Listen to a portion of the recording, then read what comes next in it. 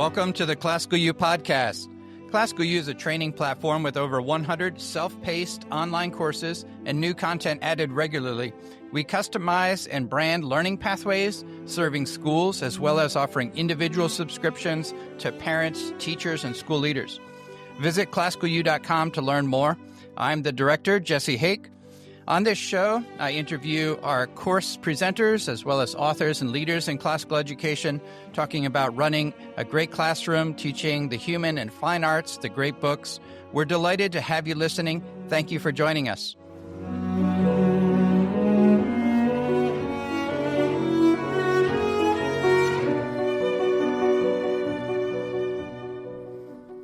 Welcome to the Classical U podcast. I'm so excited to be talking with you for the first time in this context. Addison Hodges Hart is an author, 12 books, I believe, and you have been a parish priest. You have been writing about theology in one way, shape, or form for many years. You've been a chaplain in a college setting through a number of different Christian traditions. Most recently, you are in the Orthodox Church, Orthodox Christian tradition. I was noticing on your Substack, The Pragmatic Mystic, that you were helping with a video for your parish, raising money for the church there in Norway. Yeah. So, active and serving in your own parish there. Feel free to post that on Copious Flowers, by the way. I will share that. Yes, absolutely. Yeah. So it's a delight to be talking to you. We've enjoyed, reading each other's writing. You've flattered me by reading anything of mine. But for Classical U and our audience here, the conversation with our audience is focused on teachers and parents and how do we keep the season? How do we keep this Christmas nativity season well in our homes, in our schools? And as you're up in Norway, I thought I would open up by asking Addison about Father Christmas. I know I've seen you sharing and writing, and we don't use the video here on our podcast, but you look quite a bit like Father Christmas if people go and look it up. So, I'm wondering if you've ever had any inklings of his presence up there, given your proximity to the North Pole. Well, there's some children in the area who think that I am Father Christmas.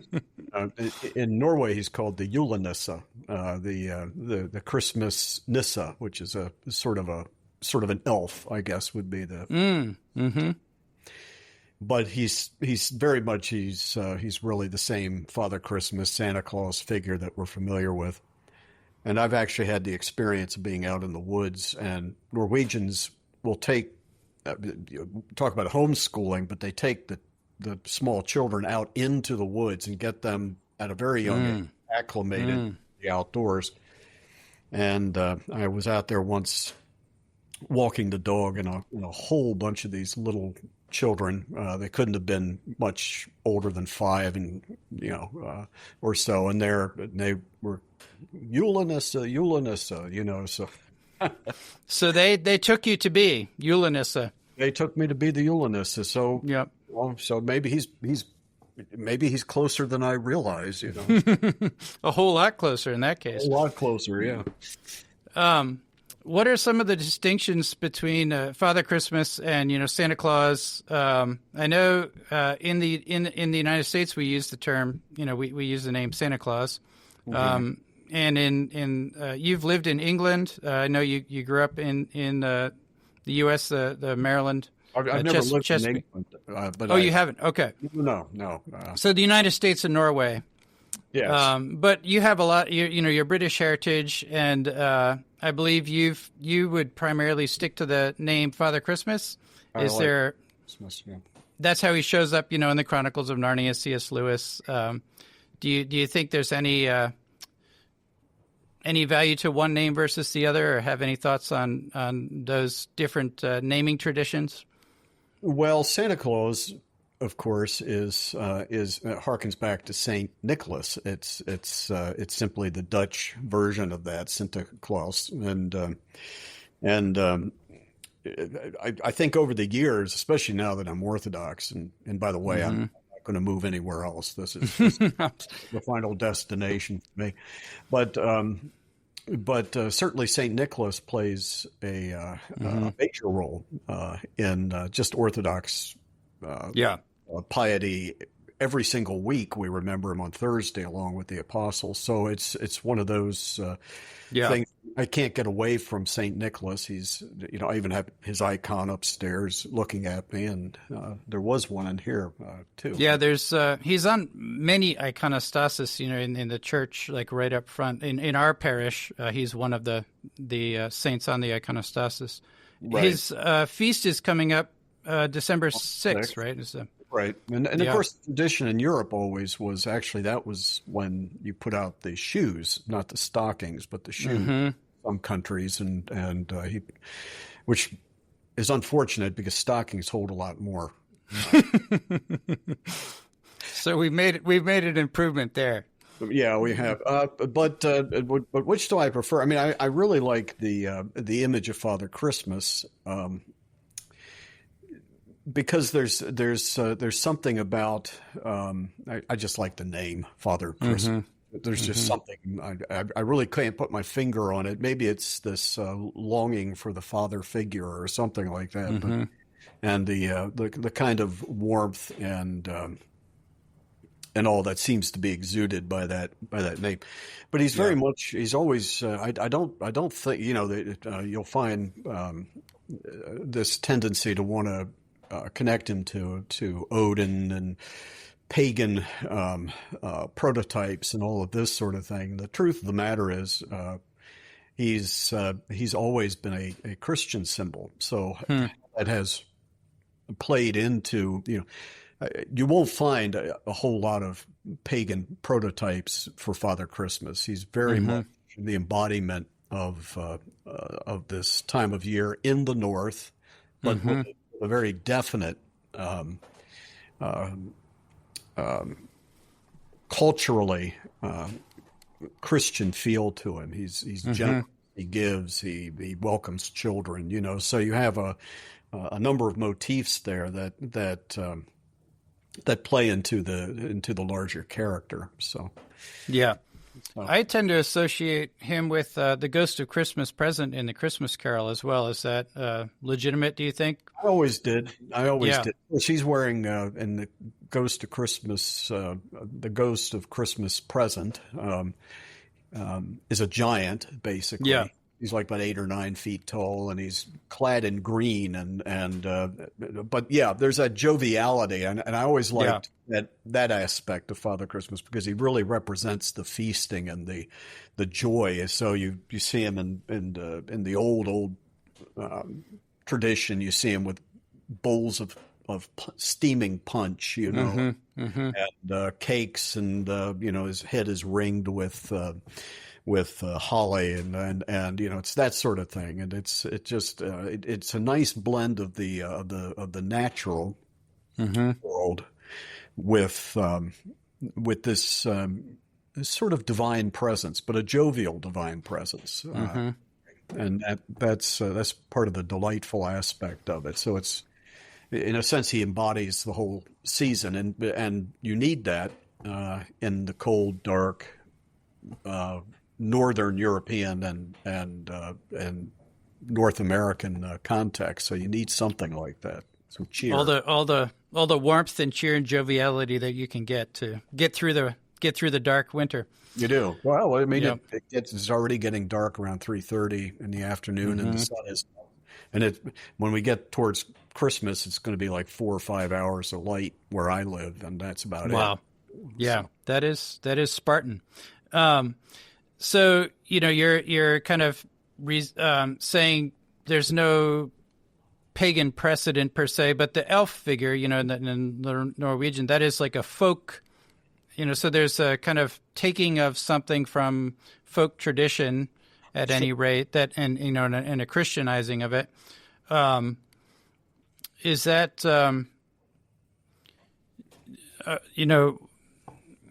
How does that relate to, is that a pattern you see in Christianity? Are there other examples of that? What's that?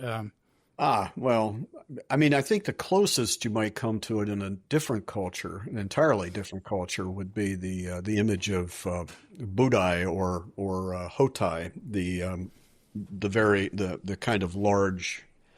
Um, um, you see them if you go to Chinese restaurant.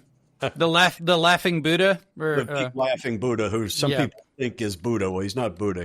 But Budai or Hotai, it was a very jovial figure in there, and he carries a big satchel and gives to children, I believe, if I'm not mistaken.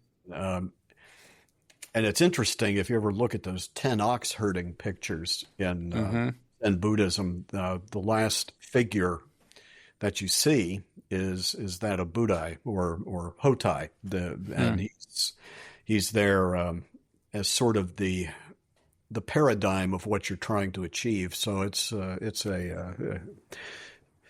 but he's the one that springs to my mind as being maybe closest in spirit. Doesn't have a beard, unfortunately, but the closest in spirit to our figure of maybe Father Christmas or Santa Claus or something. So, are there books, connected to Father Christmas? I think of Tolkien's, letters to Father Christmas. I believe that's been published. Some letters that he wrote to his children. Are there particular books or stories that you would associate that might be commendable, for families? More broadly. I mean, if we're just talking about the Christmas tradition. I can't think of anything in particular. I mean, but the Tolkien one is the most obvious for me, just simply because it's Tolkien and it's a lot of fun and he illustrated it and it's beautiful. Yeah. But I'm thinking now there are a number of great Christmas related books, and the one actually that's my favorite, and I even like the 1984 BBC production of it, no matter how old fashioned the special effects were. Yeah. But The Box of Delights, if you can find that, it was a book by John Masefield, who was the poet laureate of Britain until his death in 1967. And he wrote this back in 1934, 35. Father Christmas, I'm trying to remember if he appears in the book at all. He might, but it's been a while since I've read the book. There's a lot more in the book than is actually in the dramatized version. But I would say if you're looking for something for your kids, which is about it is as thoroughly Christmassy as you can get.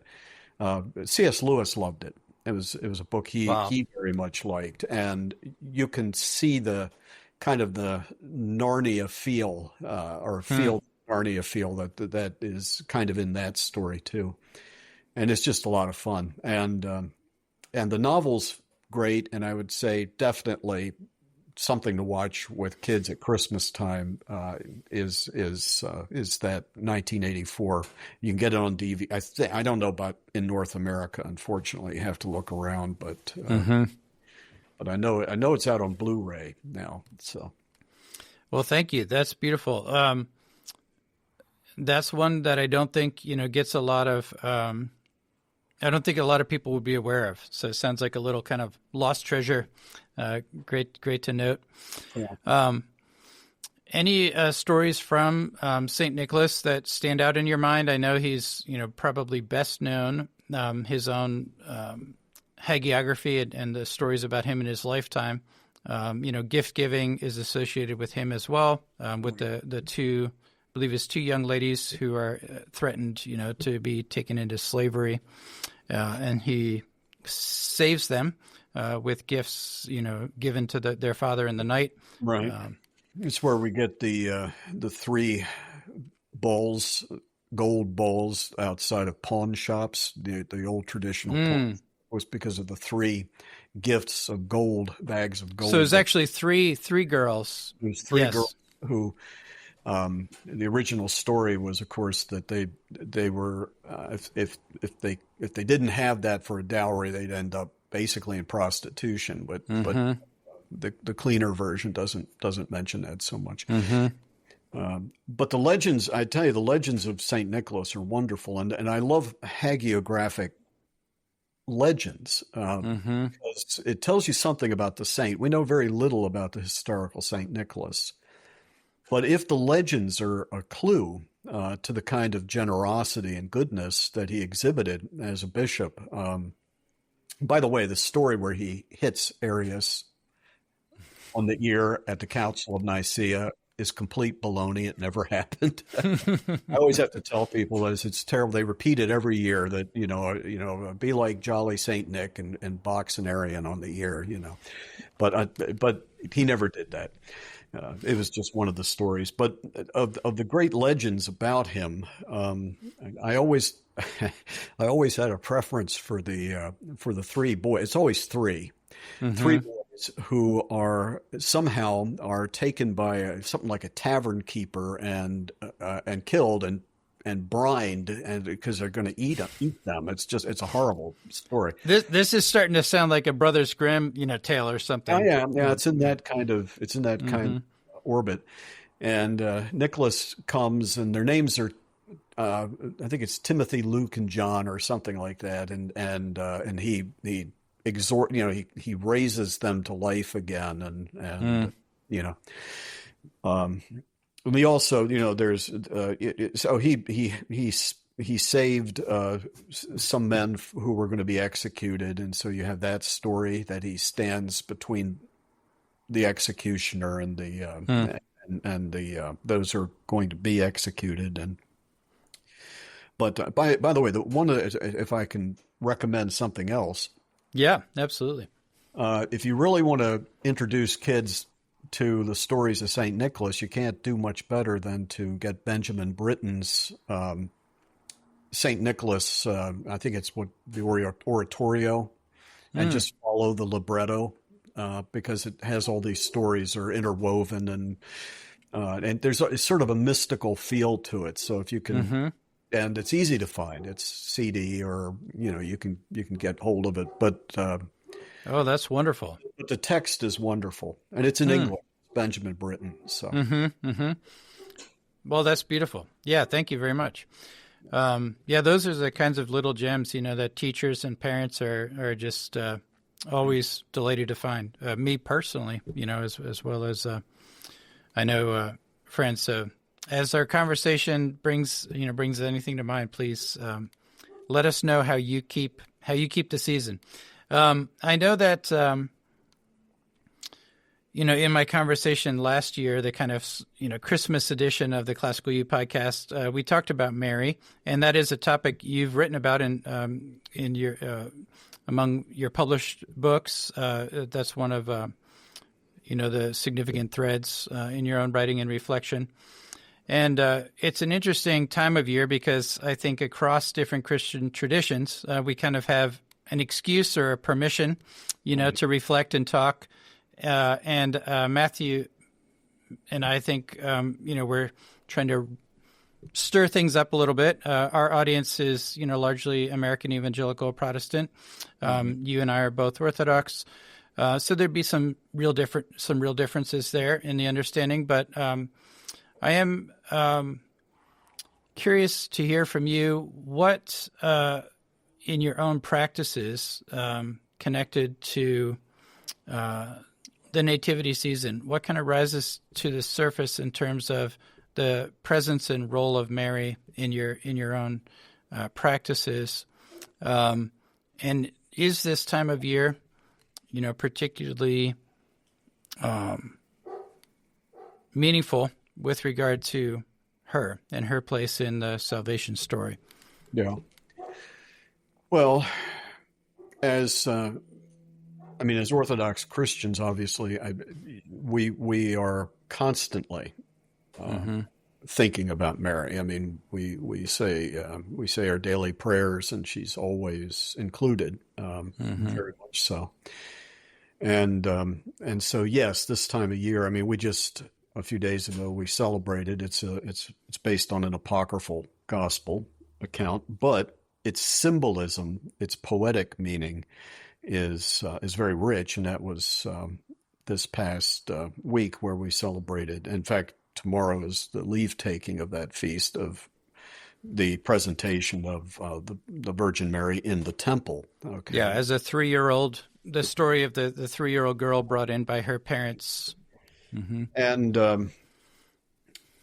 And if one actually reflects on that story in the Protoevangelium of James, it's where it comes, very, very early text. So we're talking, 150, written 50, 60 years probably after the last New Testament book is written. So not very long afterwards. And you have this wonderful text, which is sort of an ancient novel. You have to read it like that. But it also is so beautifully poetic and so deeply theological that it shouldn't be ignored. And one of the things that, for example, and you see it in the iconography of the Annunciation, where you see the angel Gabriel in Eastern iconography, she's holding this a spindle with red thread on it, the scarlet thread.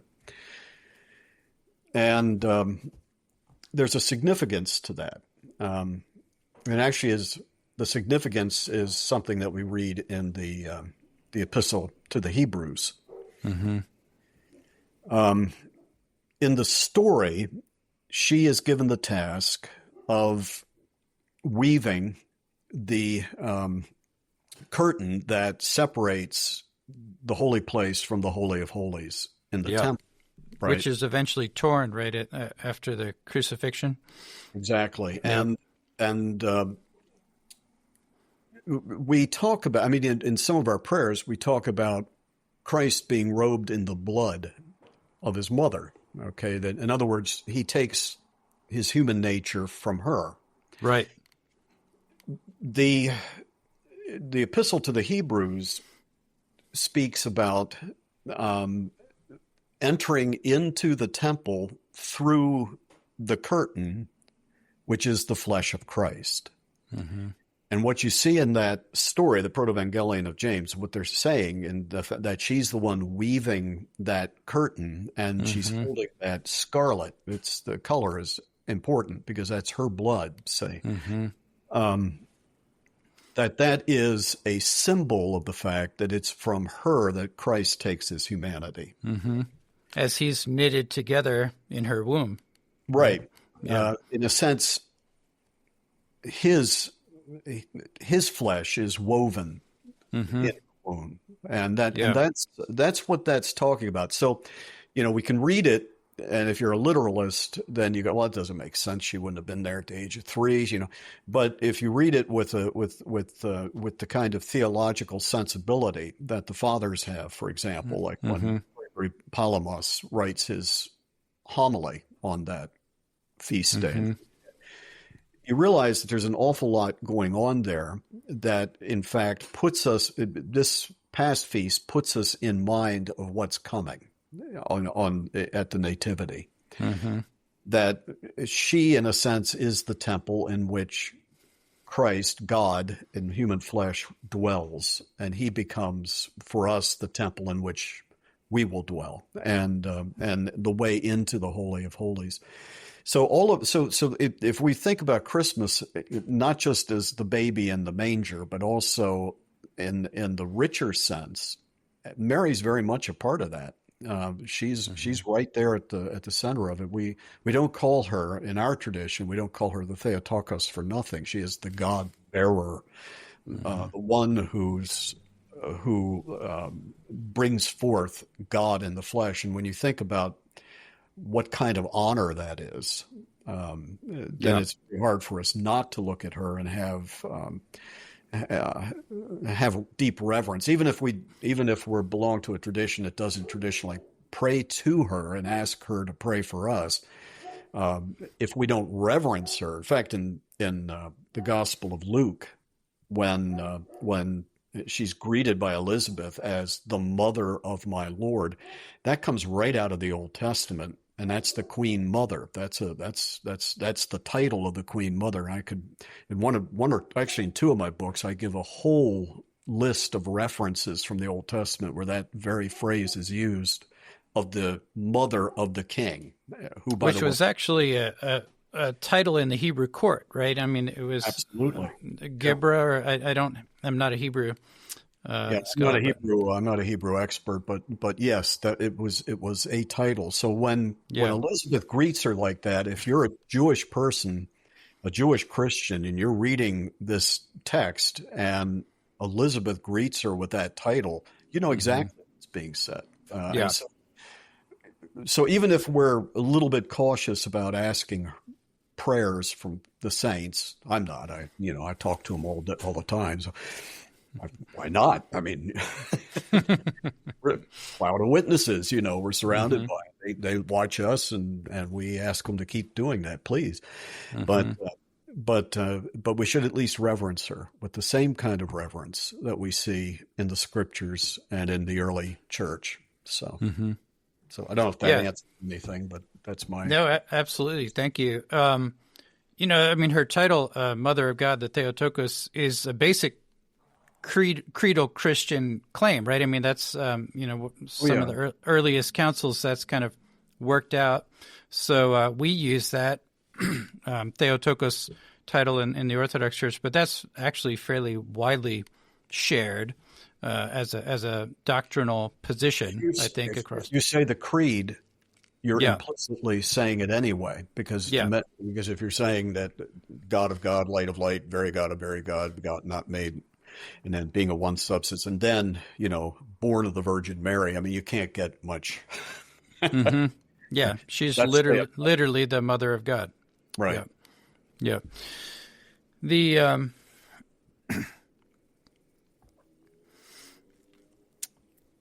the tradition, with prayer to her, you kind of reference that within the context of prayer to the saints and petitioning them to the saints and Mary, particularly to pray for us. That's connected to the title and the role in the court, right? That the Queen Mother would be the best possible advocate you could get if you're seeking the help of the king. Well, you remember how important it was. Remember Nathan the prophet. You have rivals when David is dying, and so in order to secure that Solomon will be the heir, will become the next king, Nathan goes to Bathsheba, the Bathsheba of dubious reputation, to quote from Sherlock Holmes, goes to Bathsheba and says, look, you need to realize what's going on. You need to go to David, because if you don't, your position in the court, basically is what he's telling her, is going to be on the line. And because when you're the queen, the wife of the king was not as important as the mother of the king. Yeah. And that you see throughout the Hebrew scriptures.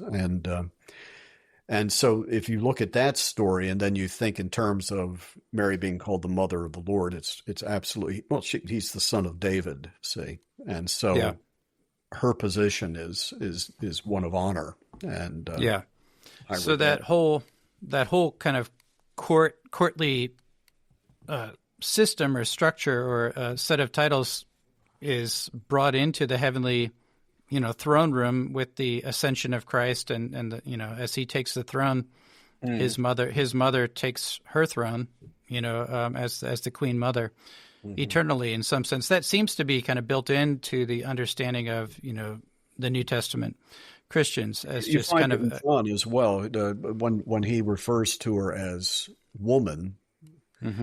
You only have three options. I mean, either it's an endearment, which obviously it's not, or he's kind of putting her down, which he's not, or it's a term with a certain amount of theological depth, and that's what you see, because when you get to chapter 16, verse 21, Jesus tells the apostles, when the woman is in labor, okay, she has sorrow, But then she delivers a man, okay, and the word is not a child, it's anthropos, it's man, a full-grown man, into the world. Well, who is this? Because it's the definite article that's used in John 6:21. It's not when a woman gives birth to a child. It's when the woman then she rejoices in that hour. Okay, well, what hour are we talking about? Well, it's that hour that reappears in chapter 19 when Jesus is on the cross and she turns over to care for his mother, and she in turn to become the mother of the beloved disciple. Yeah. Where it says, and from that hour, he took her to his home and took care of her. So even in John, you have this implied honor that's being bestowed on her. Yeah. In fact, she's never named in the Gospel of John, and neither is John for that matter. Yeah. And that's a sign of reverence, actually, not a sign of they forgot what the names of these people were. Yeah. I should mention one of your most recent, I think your most recent book, the Four Gospels, Four Hearts, One Lord, reading Matthew, Mark, Luke, and John in context as you're kind of narrating through gospel narratives. That's one of the most recent things available from you. And in there, you're looking at, the way that different authors, I have not read the work yet, but it'll take you 2 hours. It's a skinny book. But just, reading the description, it looks like you're talking about the way in which different gospel authors are telling one story in one sense, but, each with their own voice and heart in another. Okay. The image of Mary and John at the foot of the cross, I've read some devotional literature where that's kind of applied to all believers. Do you think that would have been a way in which the story was heard or understood early on? Or is that a more later, kind of spiritualized application? You mean John, the beloved disciple representing all believers? Or right, when Christ gives his mother to John and then, gives John as a son to her from the cross, I've heard that kind of generalized to say, Christ is giving his mother to all of us as his followers. I mean, I don't think there's any harm in reading it that way as a devotional way of reading it. I'm doubtful that is what John's primary concern is, because there you get into a much broader understanding of what's going on in not only in John, but as it plays out, as you find it actually in the second epistle of John, where you have the two sisters, and it stands for the community. Mm-hmm. I'm more and more I agree with Father John Bear. I think he's probably right, because I think the Gospel of John goes through a lot of editing. But I think the Book of Revelation could very well be part of the larger Johannine corpus. So Book of Revelation, because there are too many echoes there. And one of them is chapter 12. I was going to ask about that next, as I've sometimes, in my conversations with Protestant friends and, said that there's a Christmas story in the Book of Revelation. Yeah. Is that a legitimate claim, do you think, or? In a way, yeah. If you really want to get to the heart of what Christmas is all about, Revelation 12 will tell you, because there, the woman is she's Israel, she's the church, she's Theotokos, all three. If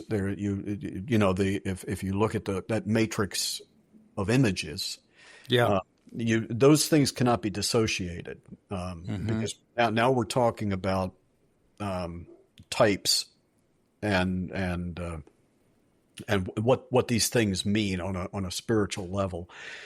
Um, and you notice that she gives birth and to the man-child who's then caught up to the throne of God. So there you have in one instant, you have the entire life of Christ, so you have the birth and the ascension basically all in one movement.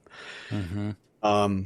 And then she flees because the dragon and his angels are then cast out of heaven. They're not cast out. The Miltonic, or however you say, image, as the devil and his angels were cast out way back in the dawn of time or something. The book of Revelation doesn't say that. It says that at the coming of Christ, the great dragon, who's the ancient serpent of the garden, loses his position in heaven as the accuser. He's cast down, and with him comes his groupies, and they're all and he's very angry, and so that's why there's persecution of Christians, and he chases the woman, who is the church basically, into the wilderness and makes war on her seed, on her children. And those children are us, and they're the ones, I believe, that, for example, are just referred to in passing in 2 John, where he talks about, your sister sends greetings to the sister here.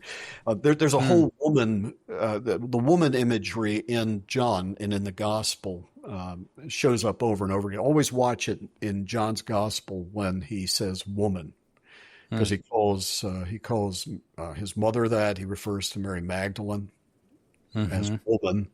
He refers to the Samaritan woman as woman. And that's never a term of disrespect, and it's quite the opposite. It's indicating that it's being used in a way that is meant to be understood, as like Clement of Alexandria said, this is the spiritual gospel. So when we read John, we read it as a spiritual gospel. There's a lot more going on than just the surface. And so where does the woman show up in Revelation? Well, we're back to Revelation 12. So that's the connection. The woman in John's gospel, then you're saying signals a reverence, but also a kind of typological significance in each case. Right. If you read enough church fathers, you find this is how they think. We've in the West especially, we've tended to read Scripture in a way that very logical, very rational. We want to pin down, and so you end up, I think, with a real loss there. You lost the deep spiritual sense. And when you read Scripture, it's speaking to you about truths that are both literally true in many ways, and at the same time much more profound. God speaks to us in images and in poetry and in types and shadows and all of these ways. So what is the Christmas good news, in your own words, in a short, overarching narrative, at a kind of theological, typological level? What's going with Christmas? Well, with the birth of Christ, what we really are emphasizing is the incarnation. In other words, the promised one, going all the way back to Genesis 3:15. That. He's going to come and he will crush the head of the serpent and he will wound his heel, that promise, which unfolds throughout the ages, that you find in the Old Testament, has now been fulfilled, that the seed of the woman, which is not how we usually think. We don't think of the seed of the woman, but often you'll find this kind of phrase used. Has appeared in our midst. Christ has come. God is now enrobed in human flesh. And all of those theophanies in the past, have now have found their true fulfillment in that God really has become man and has taken on himself he in fact takes on himself the judgment of the world and brings creation to its completion. You see that on the cross. When Christ says, "It is finished," he's echoing, well, literally in the Septuagint, chapter 2, verses 1 and 2, on the sixth day God finished his creation, rests on the seventh. Christ on the cross, it is finished. He brings creation to its fulfillment, and he takes upon himself the judgment of the world. So if you're going to say, what is Christmas about? It doesn't stop with the manger. It doesn't stop with the baby. It is the incredible news that God has come in human flesh, and that the longed for victory over chaos, death, sin, the sin of Cain, for example, the sin of the world is the sin of Cain. He has conquered all of those things and brought creation from the threat of chaos back on track, if you will. Sin being the thing that takes us off course. He brings it back on track. And yeah, the devil comes and he's angry and all that, like in Revelation 12. But that's the message of Christmas. You can't isolate Christmas from the entire Old Testament and the entire New Testament. That it all converges there, if you will, at that moment, because God is now in flesh. And so when we celebrate Christmas, that's really what we should have in mind. That it's what C.S. Lewis does so well in the Narnia story, the very first one, Lion, Witch, in the Wardrobe. It's always winter. It's never spring until this event, Father Christmas, prognosticates. He comes and he's gifts and all. And he caught that very well, because he saw, in a sense, that first Narnia story is a Christmas story, and at the same time, it's giving you a picture of that whole panoramic view of the entire scriptures, if you will, and very winsomely in a children's book. Yeah, thank you. I think Lewis I couldn't remember the exact name of it off the top of my head here, but there's a poem by Lewis about the incarnation that's incredibly cosmic. The incarnation of Christ. The sun is responding as a living being. The stars and the seas and the mountains are all kind of. I'll have to look it up, maybe put it in the notes here. But when you tell the story, it sounds, it's a cosmic event. And it changes, always winter is our current situation kind of in the fallen world. And it's literally offering an alteration or alternative to that. The Magnificat, Mary's Magnificat, I've heard it read, both very kind of pragmatically and, in the face of very real, concrete oppression, but also kind of at that cosmic level of kind of like, the archons or the domination and injustice inflicted upon the entire cosmos.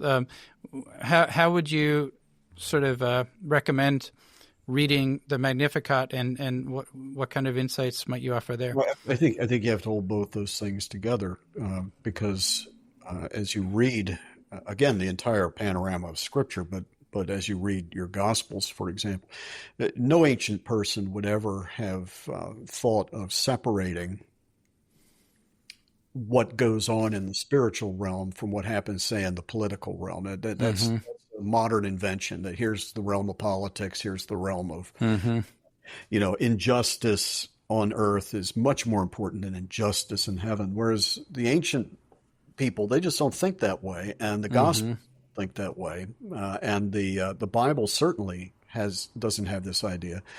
This is why Babylon is such an important image, all the way from the Tower of Babel to Mystery Babylon in the Book of Revelation. It crops up, and it's why when you read Psalm 137, nobody should feel terrible about this, because it's.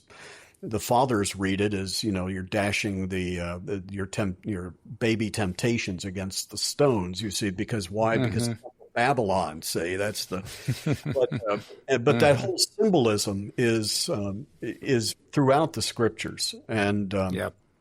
and so when we read the scriptures, we don't separate the archons and the spiritual realm from the actual literal oppression that's done on earth, because these things are what, if you will, the demonic has inspired or has united with the human race, and conspired to bring about. And so all of these things that whether it's perversion on every level, violence and murder and conquering military power and enslaving other peoples and sexual sin, whatever it is, all of these things are not things that just simply came out of the mind of man. These are things that were brought in a way along with the spiritual powers that afflict us. So when we read the Magnificat, Mary isn't necessarily making she isn't making a manifesto, that we can now read alongside Mark's.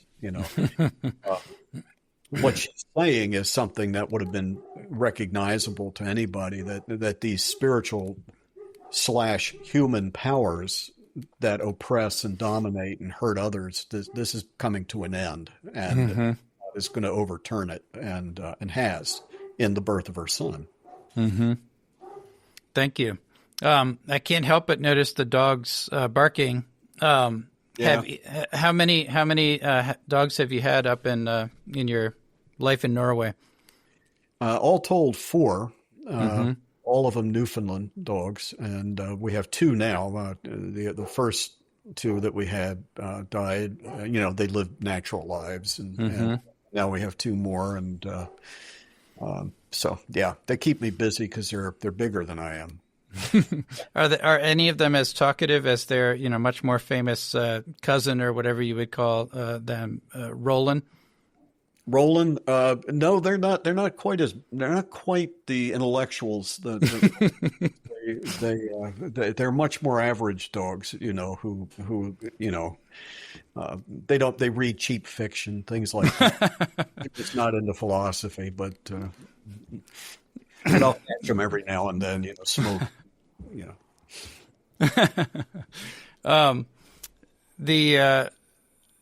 The Christmas practices, you've recommended a couple of really, a beautiful piece of music, and with the storyline of St. Nicholas, a children's story.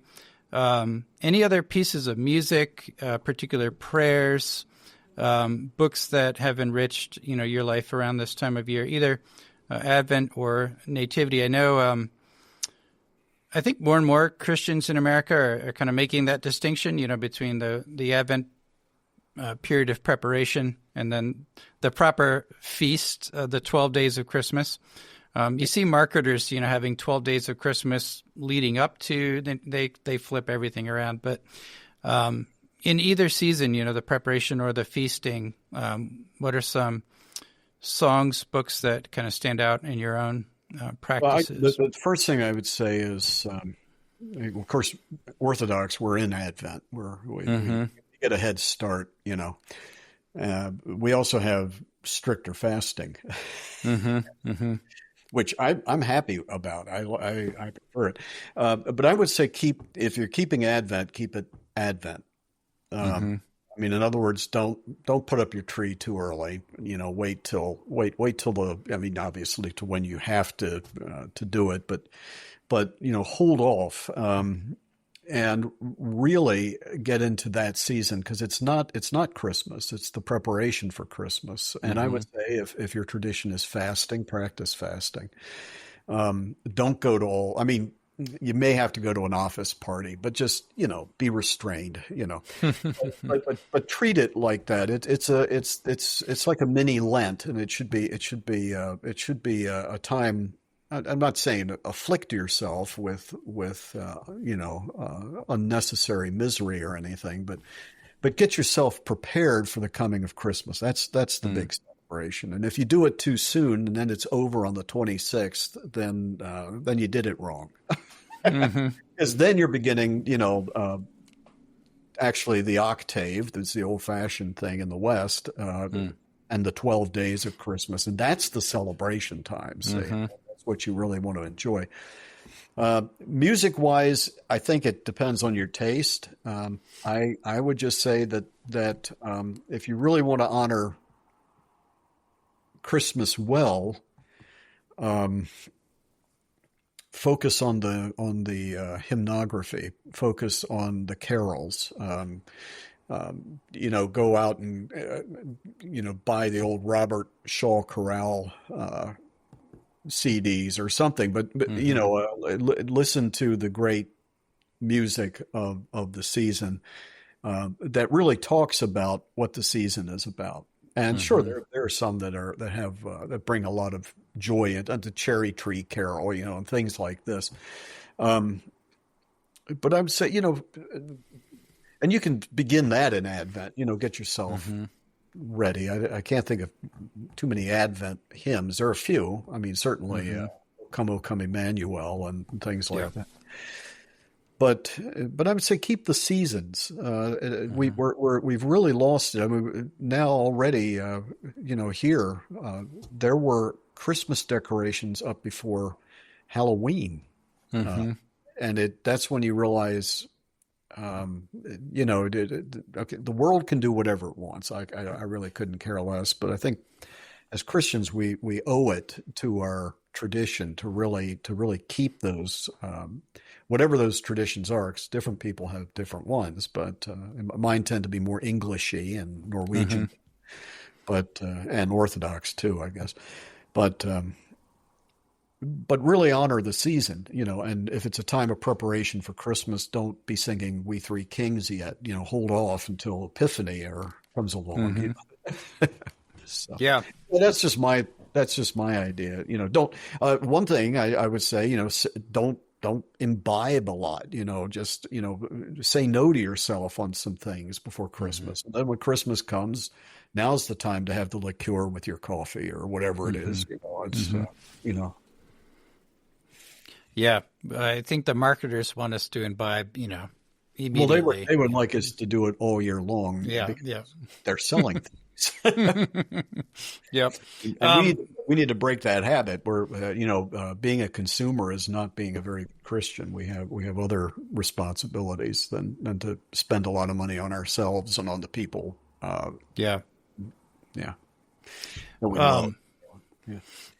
One of the courses on classical U that's coming out right around the same time, around the Christmas season, is by a fellow Norwegian. Well, it's not by him. It's a group of people talking about a book by Bishop Erik Varden, who's a fellow Norwegian, and it's his book on chastity.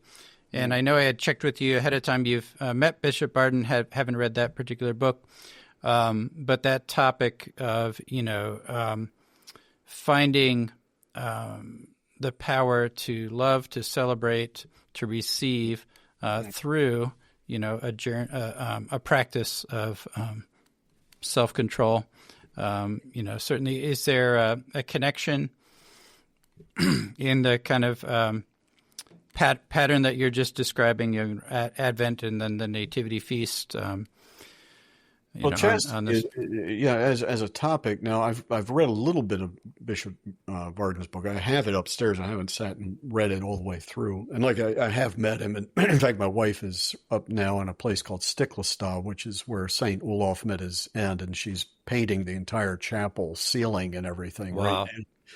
And so I'm here by myself. So pray for me that I survive this time of loneliness. But and she's doing that for Bishop Varden. But chastity as a subject, that's a big one, and it's I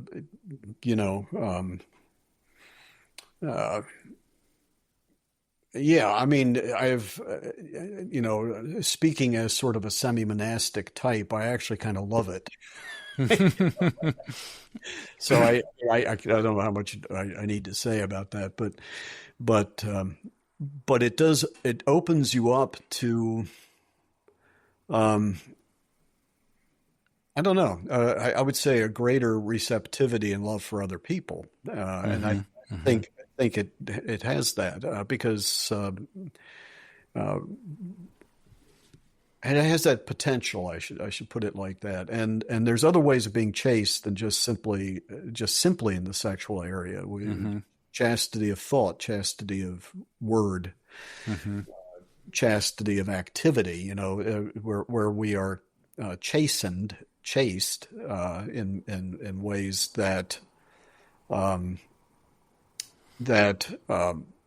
by removing those, the passions, the lusts, the desires that in the end always come back. The reason we indulge them is because no matter how much we think we're giving to others, we're gratifying ourselves.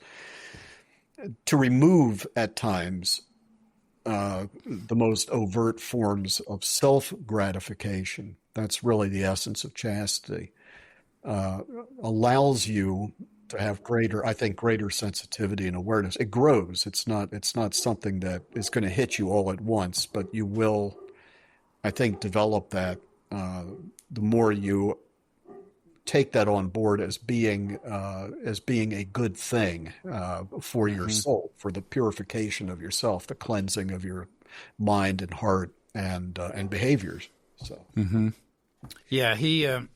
Of course, his book kind of, I think, leads with that capacity to love that is a result of the chastening. He defines it as an integrity and as a absence of possessiveness. He has a variety of, but they're all kind of leading with the idea that it gives us the capacity to love. It's not so much an abstaining, but I think it connects. You're making the connections to temperance. Maybe a broader category as well among the virtues, but certainly exemplified by Mary as well, right? To where she's an exemplar of kind of being quiet, modest, behind the scenes, almost invisible, and yet available to the whole world, right? For adoration, love. As a mother. So there's this kind of availability and capacity that comes with the almost invisibility and modesty in her case. Yeah. Does that resonate? Make sense? Yeah, no, it makes sense. And certainly what Bishop Varden says, I think, dovetails with my own thinking. What little I've read from the book is very much very much the kinds of things I could easily agree with. I think he's one of the really fine spiritual writers of our time at the moment. Just to throw that in there. It's amazing. Your wife is iconographer, getting to work on a church under his that's beautiful. The two of you are in different traditions, but. Yeah, she's the heretic, and I'm no. No, it's fine. We go to our respective churches, to my holy Orthodox church and to her less holy Catholic church, and we compare notes afterwards. Sounds keeps things lively on the married front, I'm sure. So I'll close with a question. We were talking about, keeping the feast high and celebrating the season. One of your, I think the second to most recent of your books is a collection of ghost stories, and I know that I think I've heard you speak and write on the association between Christmas season and the celebration of that and telling good ghost stories. What is there that association? And you've got an offering in that realm. Are there other sources that you would point to? Why is there that connection, first of all, and then what are some places that people could turn? I think the connection is very simple, in that the tradition of telling ghost stories, especially in Britain, that's really one of the places, not so much here, but in Britain you have it. It's just simply because it's dark, it's cold, and there's a fire in the fireplace, like it's just going out for me, Um, and there's something cozy about ghost stories, even though they leave you, if they're really good, they leave you uncomfortable. And I definitely try to make mine as uncomfortable as possible. The book, by the way, is called Patapsco Spirits, Patapsco Spirits, for anyone. 11 ghost stories. 11 ghost stories. But yeah, if I was to say, other than A Christmas Carol, which of course is the classic of its kind, but all of the ghost stories of M.R. James, Montague Rhodes James, who was a New Testament scholar and an antiquarian, and someone who did an edition of the Apocryphal New Testament, which before I knew anything about M.R. James's ghost stories, this is true.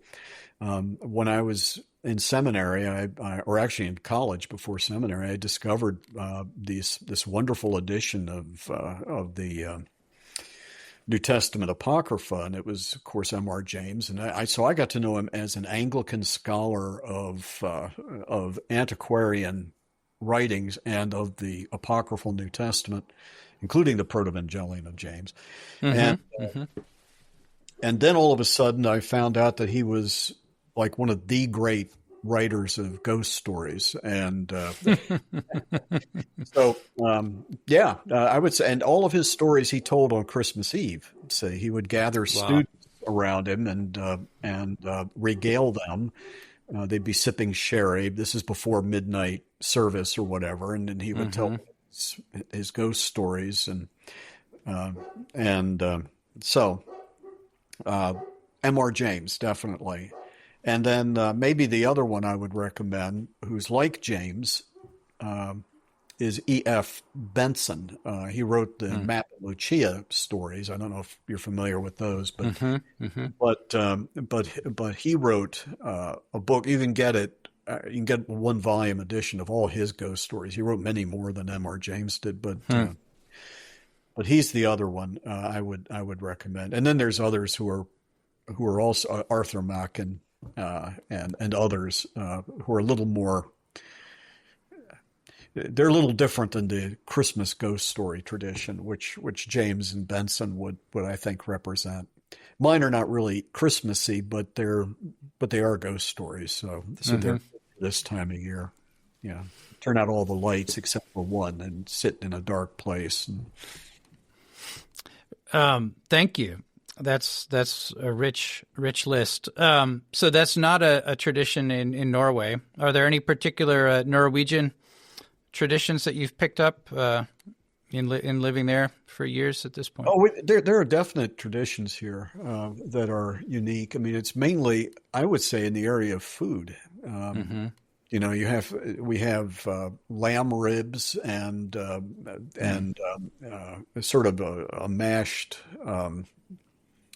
Where are they in English now? I think rutabaga, I guess it would be.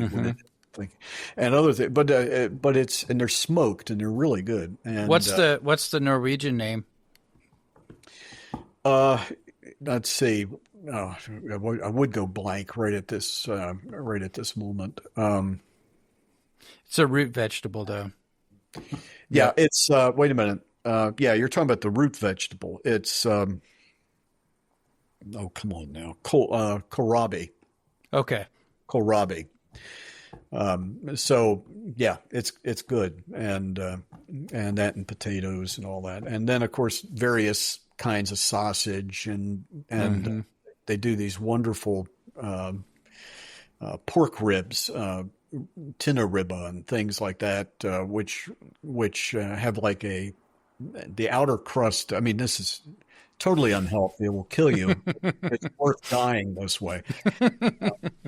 Where the outer, where the upper part is basically bacon, which is fried on top of this rib. And oh man,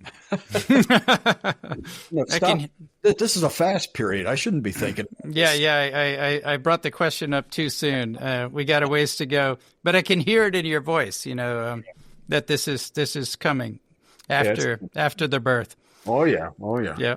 Well, very good. Any other final words or anything I've said that you want to, add a correction or recant or, I don't know. I think it's been a delightful conversation, so thank you for the opportunity. Well, thank you so much. It's been a blessing, and appreciate it. Blessed Advent to you, and same to you. Joyous Nativity when that comes. Okay, same to you.